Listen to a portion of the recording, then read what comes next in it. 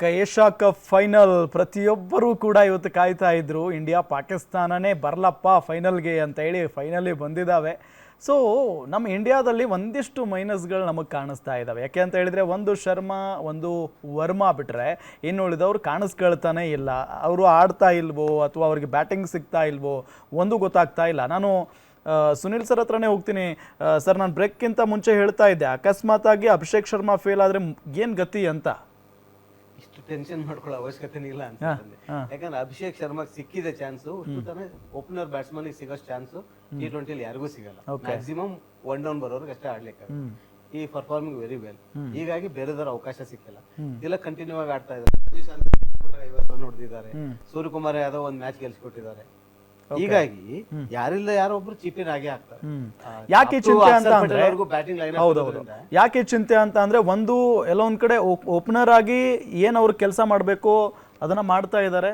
ಆದ್ರೆ ಗಿಲ್ ಅಷ್ಟು ಹೇಳಿಕೊಳ್ಳುವಂತ ಪ್ರದರ್ಶನ ಒಂದು ಕೂಡ ಬಂದಿಲ್ಲ ಇದುವರೆಗೂ ಕೂಡ.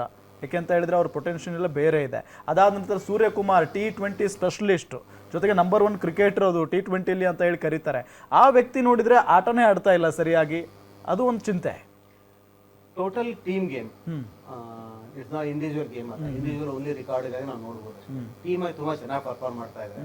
ಎಲ್ಲೋ ಒಂದಿಷ್ಟು ಕಡೆ ನಾವು ಅನ್ಕೊಂಡಿದ್ದ ನಿರೀಕ್ಷೆಗೆ ಏನು ಇಟ್ಟಿರ್ತೀವಿ, ಆ ನಿರೀಕ್ಷೆಗೆ ತಕ್ಕ ಅವರಿಂದ ರನ್ ಬಂದಿಲ್ಲ ಅನ್ಬೋದು. ಬಟ್ ಅವಶ್ಯಕತೆ ಇದ್ದಾಗ ಎಲ್ಲರೂ ರೈಸ್ ಆಗಿದ್ದಾರೆ. ಯಾವಾಗ ಸಂಜು ಸ್ಯಾಮ್ಸನ್ ಆಡ್ಬೇಕಾದಾಗ ಎಲ್ಲ ಉಳಿದ ಬ್ಯಾಟ್ಸ್ಮನ್ಸ್ ಔಟ್ ಆಗಿದ್ರು, ಒಬ್ಬರೇ ಬ್ಯಾಟಿಂಗ್ ಮಾಡಿದ್ರು. ಅದೇ ರೀತಿ ಪಾಕಿಸ್ತಾನ ವಿರುದ್ಧ ಫಸ್ಟ್ ಮ್ಯಾಚ್ ಅಲ್ಲಿ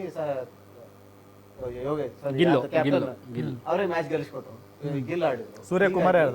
ಗಿಲ್ ಬಗ್ಗೆ ಒಂದು ಕನ್ಸರ್ನ್ ಇರ್ಬೋದು. ಯಾಕಂದ್ರೆ ಇವರೆಲ್ಲರೂ ಪರ್ಫಾರ್ಮ್ ಮಾಡ್ತಾ ಇದ್ದಾರೆ. ಗಿಲ್ ಇಂದ ಅಷ್ಟು ನಿರೀಕ್ಷೆ ಮಟ್ಟ ಬಂದಿದೆ. ಯಾಕಂದ್ರೆ ಸಂಜು ಸ್ಯಾಮ್ಸನ್ ಅಂತ ಫಾರ್ಮುಲರ್ ಬ್ಯಾಟ್ಸ್ಮನ್ ನಾವು ಮಿಡ್ಲ್ ಆರ್ಡರ್ ಕಳಿಸಿ ಅವ್ರಿಗೆ ಓಪನಿಂಗ್ ಪ್ಲೇಸ್ ಕೊಟ್ಟಿದ್ದೇವೆ.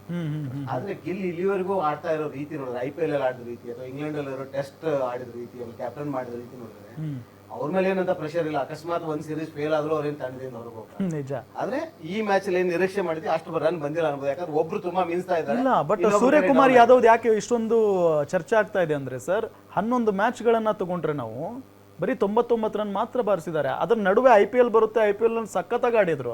ಇಂಟರ್ನ್ಯಾಷನಲ್ ಮ್ಯಾಚ್ ಅಂತ ಬಂದಾಗ ವಿಫಲರಾಗ್ತಾ ಇದ್ದಾರೆ. ಇದು ಯಾಕೆ ಅಂತ 11 ಮ್ಯಾಚ್ ಅಲ್ಲಿ ಅವ್ರು ಎಷ್ಟು ಬಾಲ್ ಸಿಕ್ಕಿದಾವ ಅನ್ನೋದು ನೋಡ್ಬೇಕು. ಎಷ್ಟು ಓವರ್ ಅಲ್ಲಿ ಯಾವ ಸಿಚುವೇಶನ್ ಬಂದು ಆಡಿದ್ರು ಅನ್ನೋದು ನೋಡ್ಬೇಕು. ತುಂಬಾ ಟೈಮ್ ಮೊನ್ನೆ ಅವ್ರು ಬ್ಯಾಟಿಂಗ್ ಬರ್ಲಿಲ್ಲ. ಮೊನ್ನೆ ಇನ್ನೊಂದು ಮ್ಯಾಚ್ ಸಂಜು ಸ್ಯಾಮ್ಸನ್ ಬ್ಯಾಟಿಂಗ್ ಕಳ್ಸಿಲ್ಲ. ನಿಜವಾಗ್ಲೂ ಟೀಮ್ ಇಂಡಿಯಾದ ಓವರ್ ಕಾನ್ಫಿಡೆನ್ಸ್ ಅನ್ಸುತ್ತೆ. ಸಕ್ಸಸ್ ಆಗಿದ್ರೆ ಇಲ್ಲಿವರೆಗೂ. ಇವೆಲ್ಲ ಸಿಚುವೇಶನ್ ನೋಡಿದ್ರೆ ಅವ್ರನ್ನ ಅನಲೈಸ್ ಮಾಡಬಹುದು. 11 ಮ್ಯಾಚ್ ಅಲ್ಲಿ ಅವ್ರು ಎಷ್ಟು ಬಾಲ್ ಸಿಕ್ಕಿದೆ, ಎಷ್ಟು ಮ್ಯಾಚ್ ಗೆಲ್ಸಿದ್ರೆ, ಎಷ್ಟೆಲ್ಲ ನಾಟ್ ಔಟ್ ಇದ್ದಾರೆ, ಅವೆಲ್ಲ ಕನ್ಸಿಡರ್ ಆಗುತ್ತೆ ಅನ್ಸುತ್ತೆ. ಬಟ್ ಏನು ಪ್ರೆಷರ್ ಇಲ್ಲ ಕ್ಯಾಪ್ಟನ್ ಮೇಲೆ, ತುಂಬಾ ಕೂಲ್ ಆಗಿದ್ದಾರೆ.